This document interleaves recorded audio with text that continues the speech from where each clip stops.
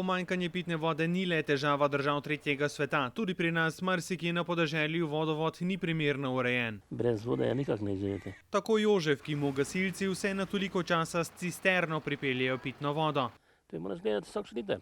Tudi do 250-krat na leto cisterna gasilcev iz Cankove na Goričkem do domačij, kjer vodovod ni urejen, odpelje to dragoceno tekočino. Malo je čudno, ko smo v 21. stoletju po naročju nema pitne vode. Da temu ne bi bilo več tako, naj bi zdaj poskrbel pomurski vodovod, ki je že v gradnji. Sicer pa bo v prihodnje potrebno zagotoviti in zavarovati pravico do pitne vode. Privatizacije naj bi bila tukaj eden izmed sovražnikov. V Sloveniji je preko okrog 1000 vodovodov in večino teh vodovodov so celo ljudje gradili s prostovoljnimi delami akcije, iz javnih sredstev, zdaj ne bo to nekdo privatizirati. Zaradi razdrobljenosti vodovodnih sistemov pri nas bi svetovne korporacije sicer težko ekonomsko upravičile prevzeme.